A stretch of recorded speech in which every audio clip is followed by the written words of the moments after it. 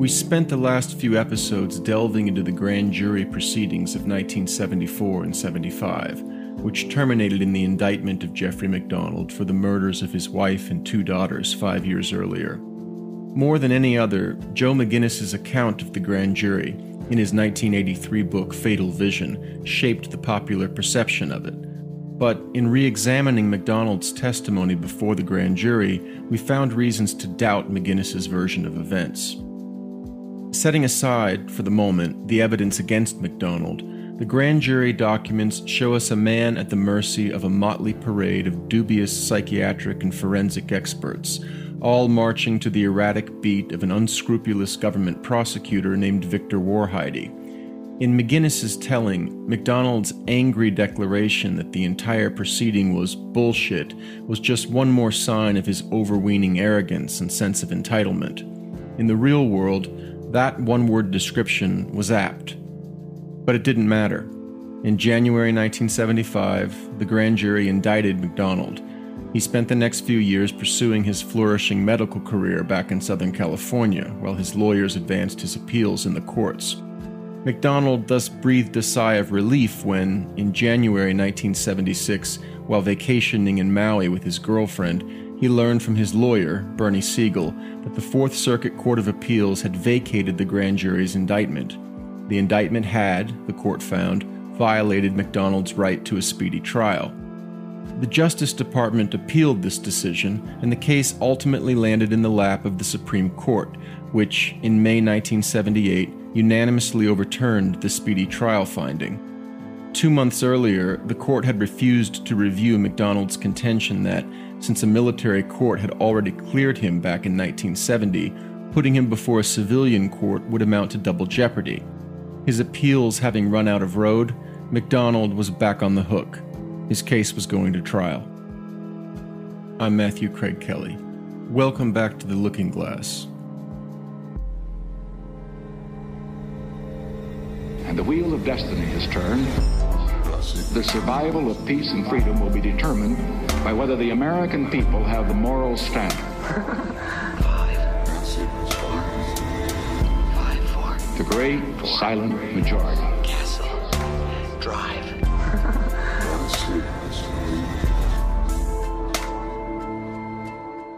Dustin Morgan composed the music and sound design for this episode.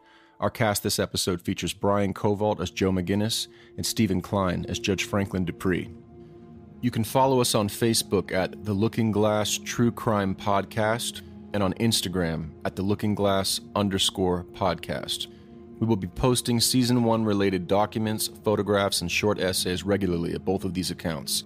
Follow us on YouTube and TikTok at The Looking Glass True Crime. If you enjoy the podcast, please subscribe and give us a 5-star review. We appreciate your support. The trial began in July 1979. By this time, Victor Woerheide had suffered a fatal heart attack. The mantle of prosecuting Jeffrey MacDonald now passed to Assistant U.S. Attorneys Brian Murtaugh and James Blackburn. Murtaugh had been pursuing MacDonald since his days in the CID, but Blackburn was new, both to the case and to prosecuting murders. The son of a Methodist minister, Blackburn had grown up in North Carolina and was cut from the mold of the Southern gentleman. He thus served as a useful foil to one of MacDonald's new attorneys, Wade Smith, who was also a North Carolina native. A former college football star and state legislator, Smith had both a sterling reputation and enough Southern charm to even the scales against Blackburn. But the hope among MacDonald's legal team was that Smith's affect would offset Siegel's, especially in the all-important effort to win over 12 North Carolinian jurors. Siegel, after all, with his unkempt white hair and theatrical courtroom style, was a brash Jewish lawyer from Philadelphia, not a type known to seduce iced tea sipping Southerners. Unfortunately for MacDonald, his side quickly lost the war for the hearts and minds of the jurors. As all observers of the trial have acknowledged, the presiding judge, Franklin T. Dupree, Jr., was either unwilling or unable to conceal his contempt for Siegel. The scenes witnesses describe would be comical if their consequences weren't so grave. A formidable cross-examiner, Siegel would begin grilling a witness, only for Judge Dupree, in full view of the jurors, to start squinting in apparent pain, squeezing his temples like a long-suffering father enduring another of his toddler son's tantrums. The contrast when the easygoing Blackburn addressed a witness could hardly have been sharper. Dupree was, writes McGinniss, who was actually present for this trial, obviously alert, attentive, and sometimes taking notes during Jim Blackburn's direct examination. The pattern was so conspicuous that Siegel himself at one point told MacDonald, "Jeff, everything about this judge is wrong. It may be that he will take it out on you, that he doesn't care for me as a Jewish lawyer, and I'm going to withdraw immediately, and you can get somebody else." But MacDonald wouldn't hear of it. This was a mistake. The judge's opposition to Siegel was not limited to his cringing from the bench. Whatever parts hubris and animus explained this flagrant flouting of judicial etiquette, Dupree had plenty of both, and if his rulings were any indication, animus towards Siegel may have been the key ingredient.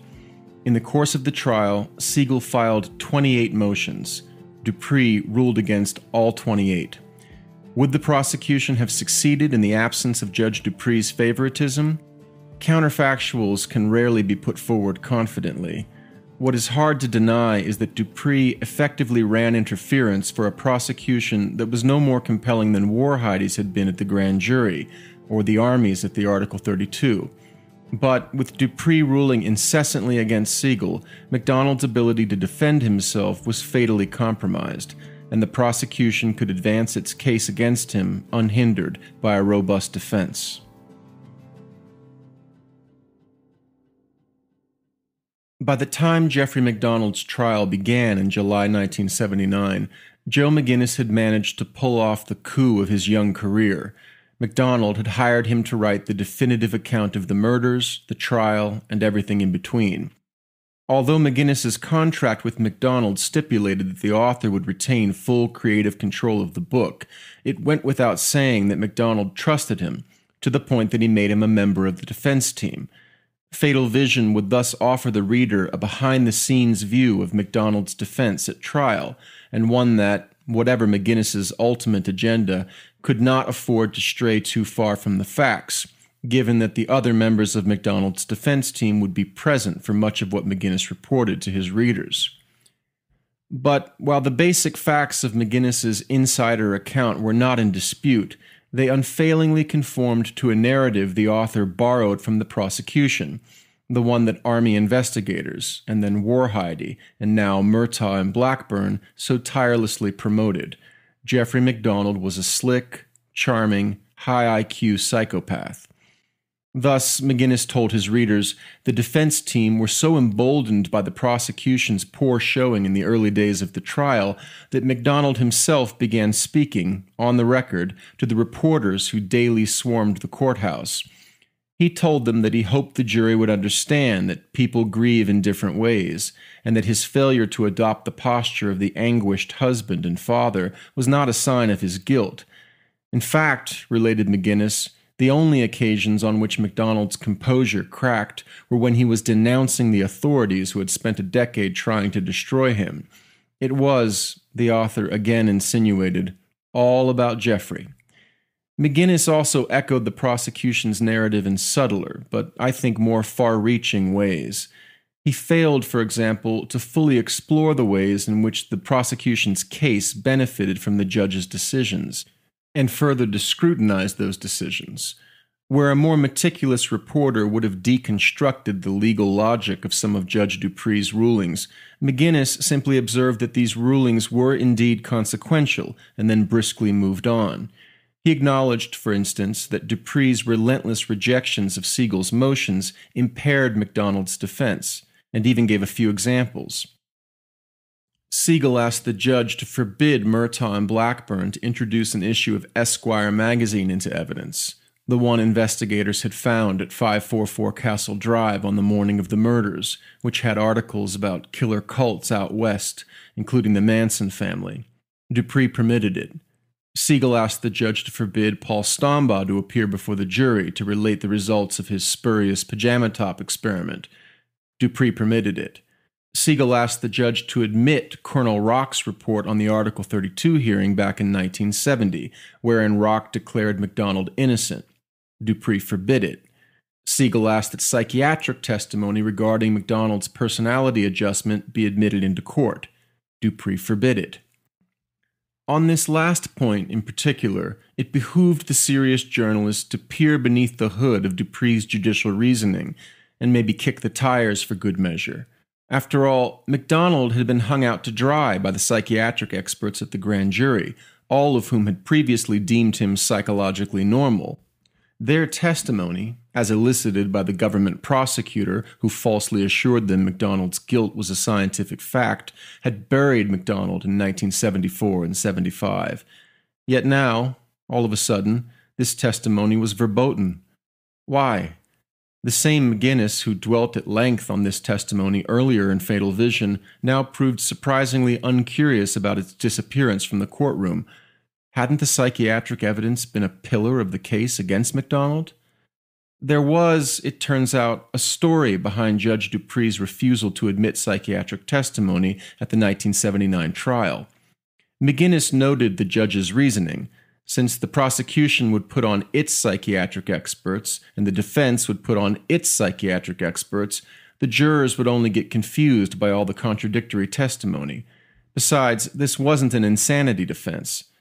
But McGinniss neglected to ask where the prosecution managed to find an expert willing to testify that MacDonald was a psychopath. It is important at this point to recall that while Victor Woerheide had succeeded in cajoling his psychiatric witnesses into insinuating that MacDonald was psychologically abnormal, prior to his false assurances that the facts of MacDonald's guilt had been firmly established, no psychologist or psychiatrist who examined MacDonald had ever suggested he was capable of homicide, much less familicide. All regarded him as psychologically normal. And between the grand jury and the 1979 trial, 2 more evaluations of MacDonald had come in, both concluding, again, that he was psychologically normal, neither a narcissist nor a psychopath. In light of the prosecution's argument that MacDonald had slaughtered his own family in a momentary fit of rage, the defense naturally wanted these uniformly positive psychological evaluations put before the jury, and just as naturally, Murtaugh and Blackburn wanted them thrown out. But to be safe, the prosecutors hedged their bets. They pled with Dupree to forbid any psychiatric testimony, but argued that if the judge did allow it, it should only be after MacDonald submitted to yet another evaluation, and Murtaugh and Blackburn wanted to select the evaluator. Siegel was familiar with this routine. The Army had selected the team from Walter Reed Hospital that evaluated MacDonald back in 1970, and it made no difference. They still pronounced MacDonald psychologically healthy. But Siegel should have been warier of his antagonists this time around, because their request for another evaluation was not made in good faith. Unknown to the defense, the prosecution had already lined up a pair of experts, and they were anything but neutral. It is interesting, in that light, that the name Dr. James Brussel does not appear in Fatal Vision. Brussel had been following MacDonald's case since at least 1971, when Army investigators, like Murtaugh and Blackburn would a decade later, sought out a psychiatrist who could tar the tidy psychological portrait of MacDonald previous evaluators had painted. Back then, Brussel had worked for the state of New York as an assistant commissioner of mental hygiene and had gained a measure of fame for assisting police in the Boston Strangler and New York bomber cases. His ability to detect deception in humans was reportedly preternatural. When CID investigators Ivory and Kearns met with Dr. Brussel at his home in Manhattan in early 1971, he quickly lived up to his reputation for clairvoyance. After briefly looking over the autopsy and crime scene photographs and listening to the investigator's summary of the case, he drew several conclusions. Brussel believed that MacDonald's version of events was a fiction.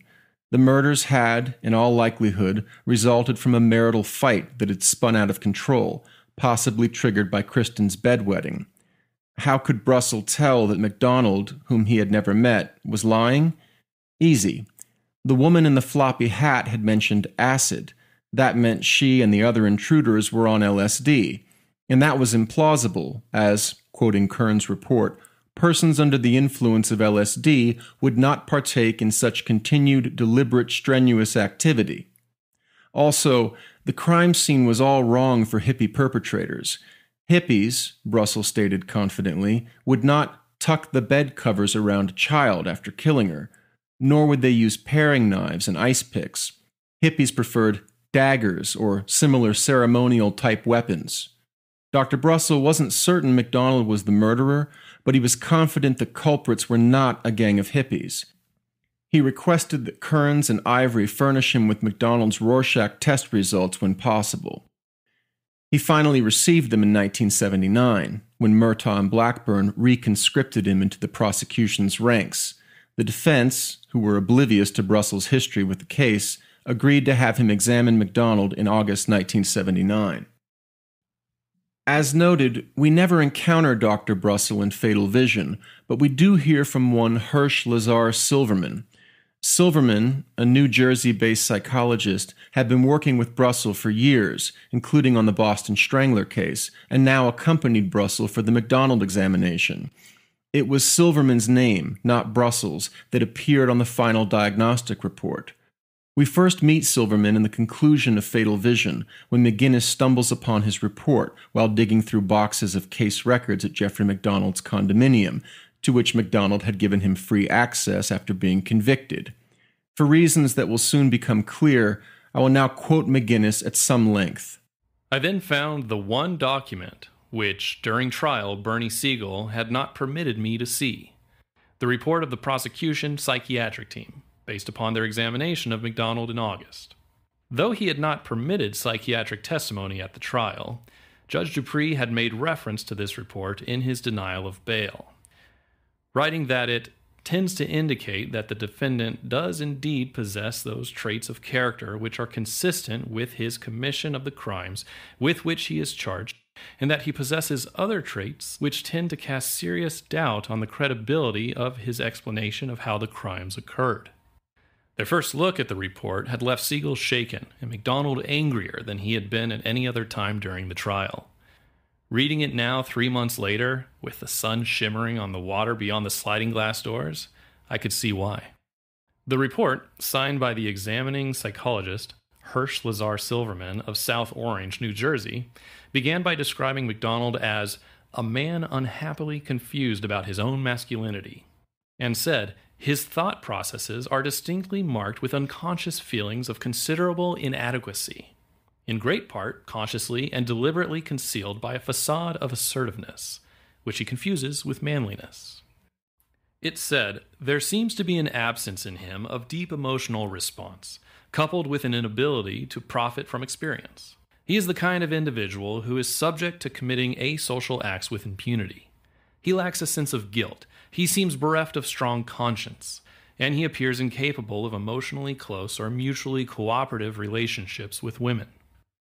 Derivatively, he apparently avoided, even resented, the demands on him to fulfill the responsibilities of having been a husband and a father of female children.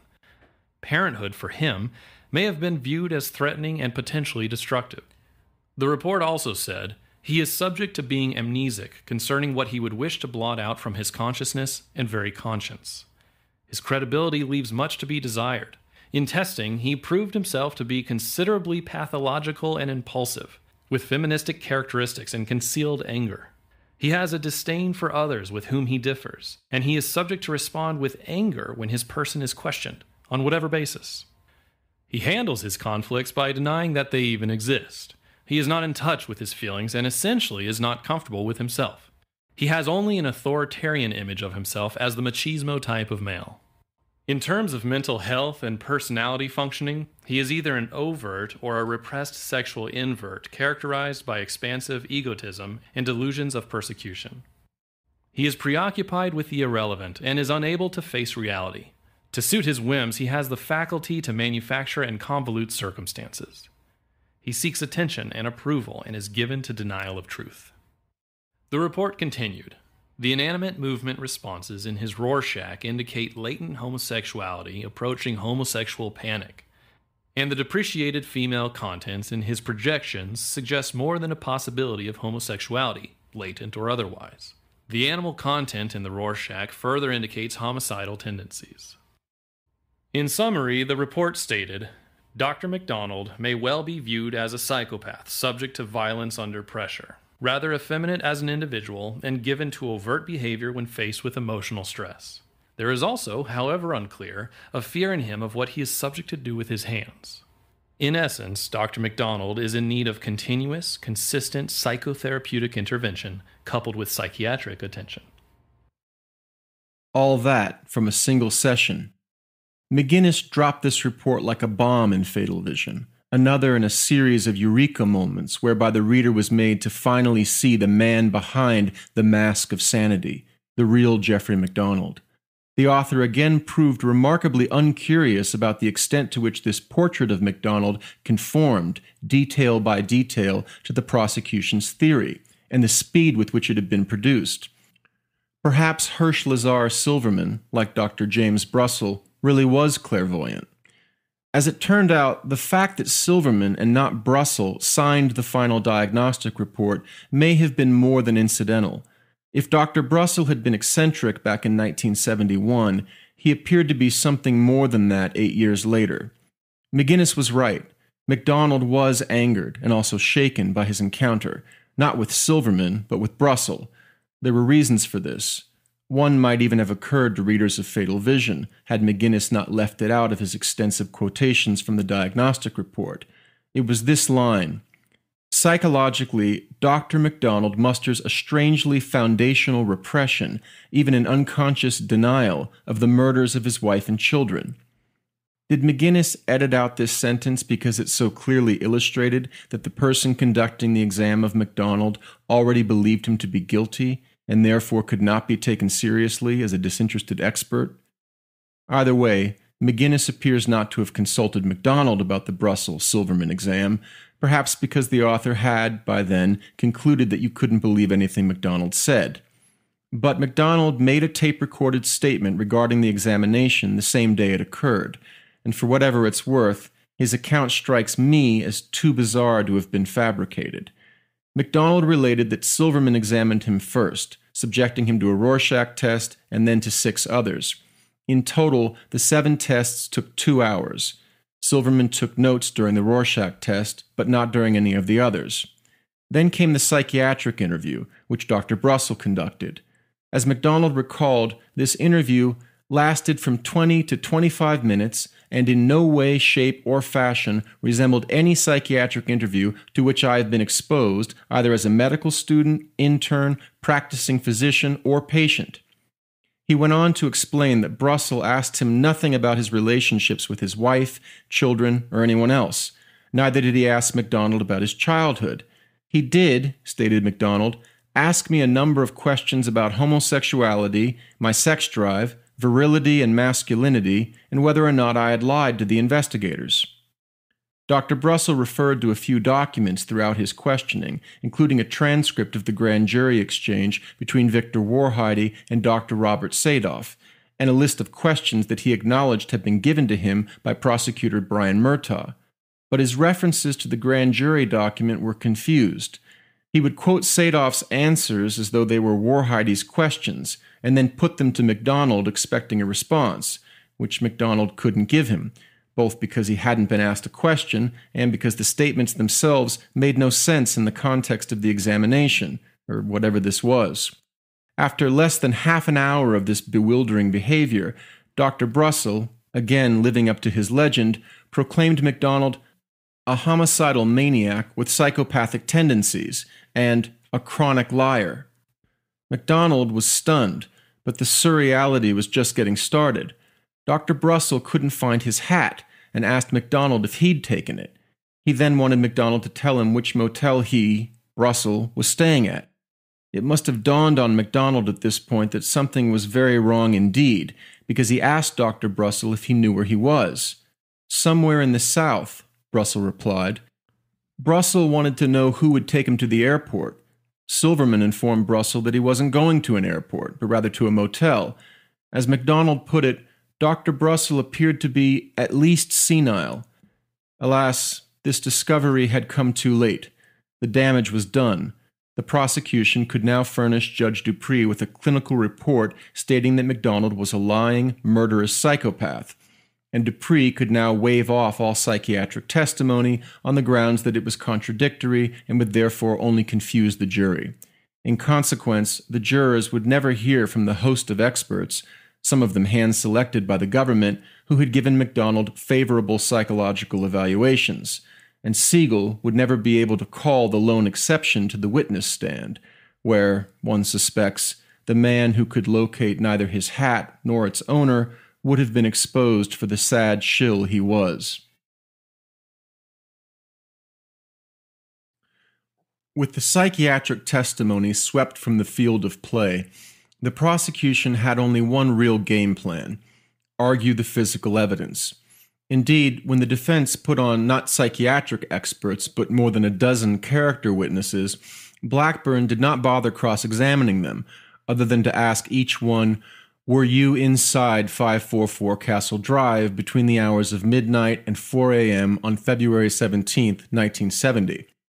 His point, obviously, was that no amount of character testimony could surmount the physical evidence the prosecution would be presenting to the jury.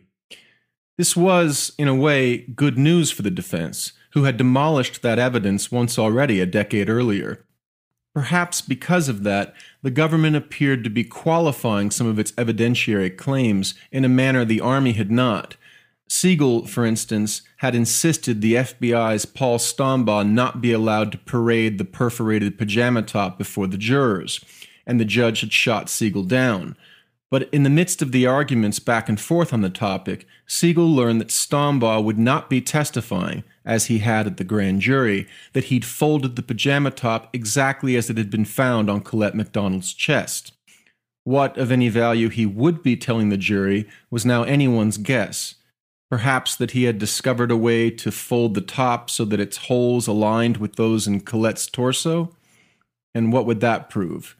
That it was not logically impossible for MacDonald to have, for some unknown reason, stabbed his wife through his pajama top? In any case, with the crime scene demonstrably compromised, the pajama top testimony rendered toothless, and all speculation regarding MacDonald's supposed psychopathy forbidden, the government, however placid its poker face, appeared to be holding the proverbial dead man's hand. In Fatal Vision, McGinniss told his readers that the prosecution spent a significant portion of its 4 weeks before the jury that summer presenting complex explanations of the circumstantial evidence, and that a great deal of the evidence was highly technical. This stage setting nicely teed up the testimony of Paul Stombaugh, which was, McGinniss reported, considered by many observers to be the most damaging to MacDonald of any given at the trial. Fatal Vision contained traces of a counter-narrative to this tale of scientific triumph. McGinniss noted, for example, that Bernie Siegel had boldly taken aim at Stombaugh's credentials, calling him a pseudo-expert, and that both Brian Murtaugh and Judge Dupree were scandalized by this tactic. In keeping with his tendency to telegraph to the jurors his distaste for Siegel, even as he touted his own commitment to courtroom neutrality, Dupree chastised Siegel for insulting Stombaugh, then, speaking out of both sides of his mouth, told the jurors, "It will be for you to determine whether or not this witness is an expert. As the court has said, the evidence tends to show that he is." McGinniss thus subtly alerted his readers to the fact that at least some people questioned Stombaugh's expertise. Likewise, McGinniss recalled that MacDonald was exuberant by the time Siegel had finished cross-examining Stombaugh. Was MacDonald simply deluded, or had Siegel struck a powerful blow to the prosecution's most damaging expert witness? It was the former, McGinniss insinuated, not by delving into the complex and technical details of Stombaugh's testimony, but by referring to another expert who said so. McGinniss wrote, MacDonald's buoyancy might have been lessened had he been aware of the private remarks which a criminologist, hired by the defense as an expert witness, had made to Bernie Siegel after having learned of Paul Stombaugh's findings. "This is very convincing evidence," the paid expert said, referring to Stombaugh's pajama top reconstruction. "Now I see why they got the indictment." McGinniss continued, Siegel attempted to be dismissive, discoursing at some length about how even the government's own theory of the crime offered no plausible explanation for why MacDonald would have placed his pajama top on his wife's chest before stabbing her with the ice pick. The criminologist simply shook his head. "You can raise all that, Bernie, but this is like a fingerprint. Holy Christmas. That's very convincing stuff." But readers of Fatal Vision need only have consulted the book in their hands to harbor doubts about this criminologist's judgment. Only pages earlier, McGinniss himself had acknowledged that Stambaugh's 1979 testimony was, and I'm quoting now, undeniably far from what Victor Woerheide had told Dr. Sadoff while the grand jury had been in session, that the field of fabric impressions study was the scientific equivalent of fingerprint analysis.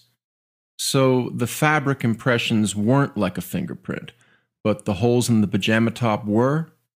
How many more times were the evidentiary goalposts going to move in this unpredictable, or was it predictable, manner? In any case, with McGinniss acknowledging that the fabric impressions testimony was at best speculative, but then suggesting that the holes in the pajama top were dispositive, we need to test the claim that the latter pointed to MacDonald's guilt in a manner akin to his fingerprints being found on the murder weapons. Before doing so, however, it is worth taking a moment to appreciate what came out during the voir dire proceeding whereby Stambaugh's credentials as an expert witness were supposed to have been established. Here is how McGinniss introduces Paul Stambaugh to his readers in Fatal Vision. Stambaugh was a 52-year-old former football player from Foreman College who had spent 25 years in the FBI before his retirement in 1976. For the last 16 of those years, he had worked in the FBI laboratory in Washington and had testified as an expert in more than 300 criminal cases in 48 of the 50 states, and had appeared as an expert witness before the Warren Commission's investigation into the assassination of John F. Kennedy. And here is what McGinniss, who had attended the entire 1979 trial, left out.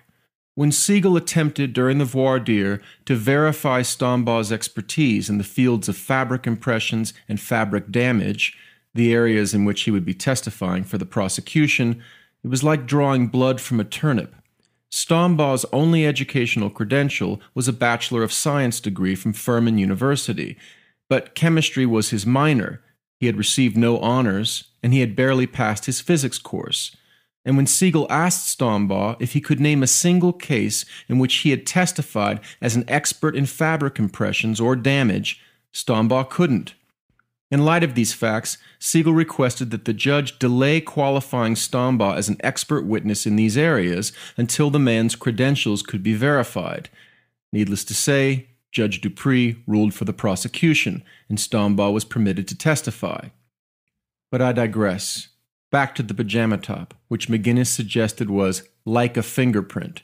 As McGinniss made clear, Paul Stambaugh made a powerful impression upon the jury, to whom he appeared as a staid, sober, scientifically accomplished witness.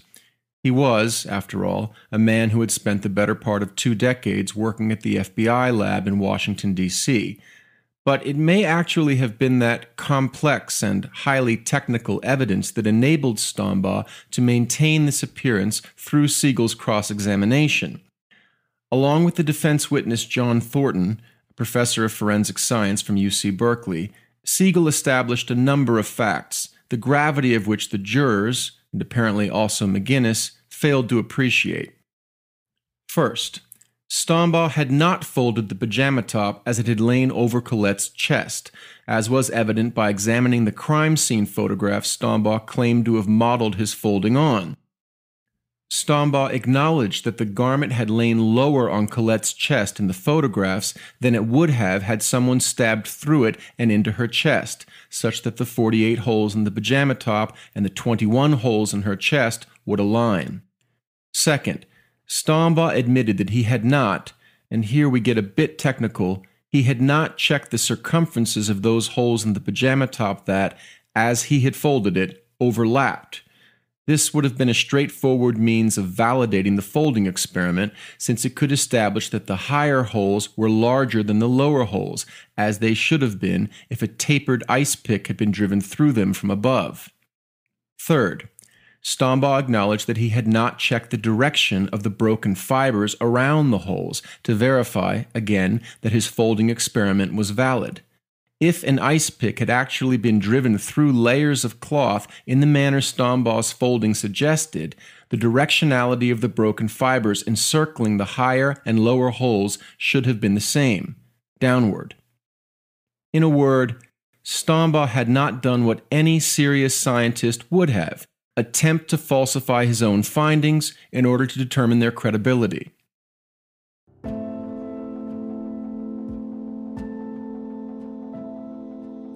All of this was more than enough to generate reasonable doubt concerning this supposedly critical piece of evidence. But what neither the jury, nor McGinniss, nor the defense team knew was that Stombaugh had perjured himself on the fiber directionality question. In fact, he had studied the direction of the broken fibers all the way back in 1971, but the documents proving this only came to light, like so much else in this case, through Freedom of Information Act requests made years after MacDonald's conviction. The most fastidious study of this matter is contained in Jerry Allen Potter and Fred Bost's book, Fatal Justice, which is essential reading for anyone seeking to understand the MacDonald case. As the authors detail, the pajama top experiment, as presented to the jurors in 1979, was conducted by Stombaugh and his assistant, Shirley Green, in 1974. But Stombaugh had been asked by the CID back in 1971 to study the fiber directionality of the holes in the pajama top. Stombaugh and Green were able to discern the directionality in 11 of the holes, which Stombaugh numbered in his report to the CID. When those holes are compared with the holes as Stombaugh and Green arranged them 3 years later, they falsify the pajama top experiment. The fibers are pointing in the wrong directions, thus proving that the ice pick was not thrust through the garment in the manner the folding experiment necessitated. The pajama top experiment wasn't dubious, it was false, and about as far from a fingerprint as one could imagine. With their vaunted pajama top out the window, did the prosecution offer any other evidence that implicated MacDonald in the murders? We will address that question and others in Episode 7. That's next time on The Looking Glass.